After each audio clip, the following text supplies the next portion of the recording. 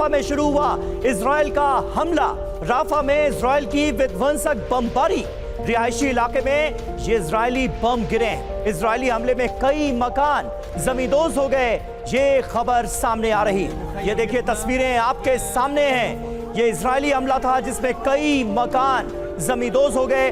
रिहायशी इलाके में इजरायली बम गिरे हैं और उसके बाद हर तरफ कोहराम मचा नजर आ रहा है। राफा में इजराइल ने दरअसल बहुत विध्वंसक बमबारी की है, जिसका नतीजा इन तस्वीरों के जरिए हमारे सामने है।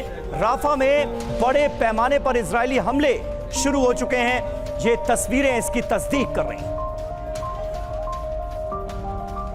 और अगली बड़ी खबर आपके सामने ये रही, राफा पर आईडीएफ की नॉनस्टॉप बमबारी से जुड़ी। कुछ देर पहले राफा पर एयर स्ट्राइक हुई है। इजराइल का राफा के टेंट सिटी पर बमबारी का वीडियो सामने आया है। ये कुछ देर पहले की तस्वीरें हैं जो TV9 भारतवर्ष पर हम आपको दिखा रहे हैं। राफा का जो टेंट सिटी था उस पर निशाना साधा गया है और यहां पर बड़े हमले अंजाम दिए गए हैं। इजराइल ये कह रहा है कि राफा में बड़े पैमाने पर हमास की मौजूदगी है और इसी वजह से इन हमलों को अंजाम दिया गया है। तो राफा की दो तस्वीरें अब एक साथ हम आपके सामने रख रहे हैं। राफा में बड़े पैमाने पर इजरायली हमला शुरू हुआ है। यहां पर जो रिहायशी इलाके हैं उन्हें भी निशाना बनाया गया है।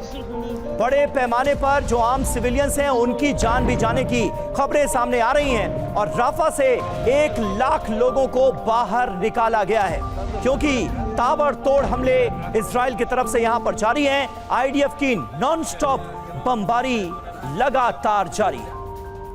और राफा से ही एक और बड़ी खबर, इजरायली हमले से दहला राफा। बमबारी में 22 फिलिस्तीनियों की मौत की खबर सामने आ रही है। ये देखिए एक बड़ा आंकड़ा 22 फिलिस्तीनियों की मौत का हमारे सामने है। और सबसे दुखद बात यह कि हमले में 8 बच्चों की मौत की खबर भी सामने आ रही है। इजरायली एयर स्ट्राइक में कई मकान तबाह हो गए हैं। अल तनौर इलाके में सबसे ज्यादा नुकसान की खबर सामने आ रही है।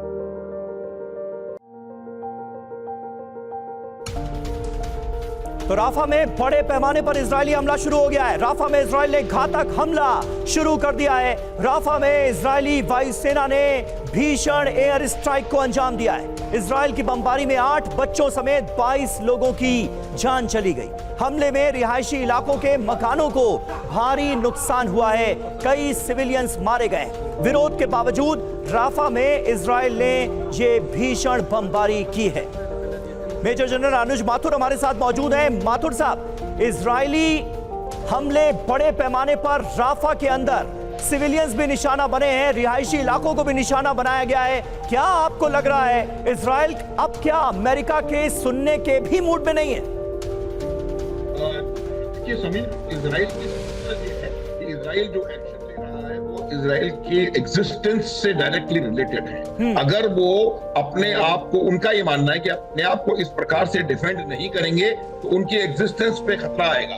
और उन्होंने शायद कुछ देर पहले ही उन्होंने इस बात का कहा भी है कि जिस प्रकार से हम लोगों को दूसरे वर्ल्ड वॉर में इनको जेनोसाइड किया गया था, उसी तरह, और उस टाइम पे इजराइल जूस थे दुनिया में अलग थलग पड़ गए थे।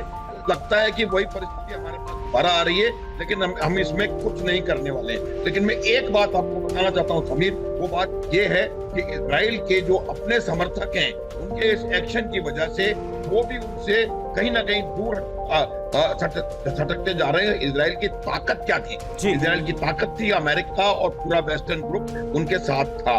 अभी भी है, मैं ये नहीं कह रहा अलग हो गया, लेकिन उनमें डिसेंट शुरू हो गई है और वहां से आवाजें उठ रही हैं कि इजराइल को एक थोड़ा सा फ्लेक्सिबल रुख अपनाना चाहिए। बिल्कुल बिल्कुल सर, माथुर साहब बने रहे आप हमारे साथ। देखिए इस बीच हम अपने दर्शकों को दिखाने जा रहे हैं कि कैसे राफा पर हमले का हमास ने बदला लिया है। हमास का राफा से रॉकेट अटैक। हमास के हमले में 3 इजरायली सैनिकों की मौत हो गई। हमास के हमले में 11 सैनिक भी घायल हुए हैं। ये देखिए तस्वीरें आपके सामने। हमास का राफा से बड़ा रॉकेट अटैक जिसमें 11 सैनिक घायल हुए और 3 इजरायली सैनिकों की जान चली गई। हमास ने एक साथ 10 रॉकेट आईडीएफ के बेस पर दागे हैं। उसकी तस्वीरें इस वक्त आपके सामने।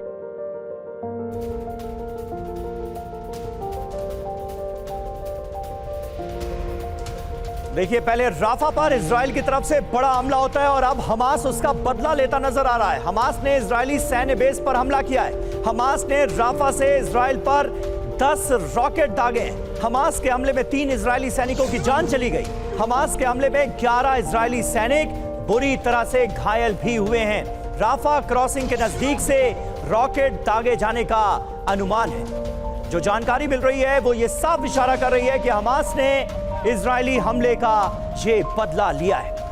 और देखिए, हमलों के बीच राफा में ऑपरेशन इवैक्यूएशन भी चल रहा है। इजराइल ने पूर्वी राफा को खाली करने का ऐलान किया है।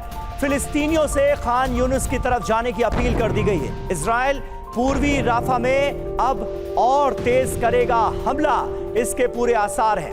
आपको बता दें कि राफा में अभी 12 लाख लोग रह रहे हैं और उनकी जान पर भी अब बड़ा खतरा मंडराने लगा है। तो इराक में ईरान का मिशन प्रॉक्सी एक्टिवेट हो गया है। बगदाद में ईरानी सैन्य अधिकारियों की दरअसल सीक्रेट मीटिंग हुई है। बगदाद में IRGC, PMF और कुर्द फोर्स के अधिकारी मिले हैं। इजराइल पर ईरानी स्ट्रैटेजी को लेकर यह इमरजेंसी मीटिंग बुलाई गई थी।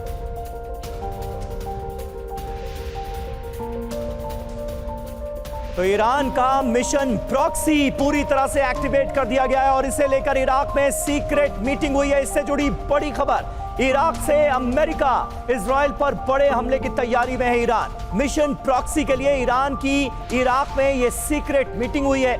IRGC, PMF, कुर्द फोर्स के सीनियर अधिकारियों के साथ यह बैठक अंजाम दी गई। इराक की राजधानी बगदाद में ईरान इराक की इमरजेंसी सैन्य मीटिंग हुई।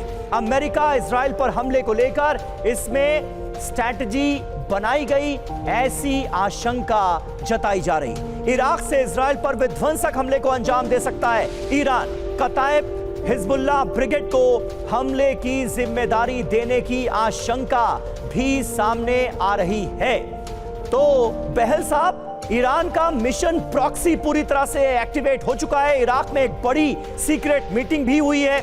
जो फाइंडिंग्स अभी तक सामने आई हैं, जो खबरें सामने आई हैं, वो किस ओर इशारा करती दिखती हैं? बहुत ही अच्छा नाम दिया आपने Sameer ji, mission proxy, axis of resistance, जिसे अमेरिकन्स एक्सिस ऑफ इविल बोलते हैं, इजरायलीज भी।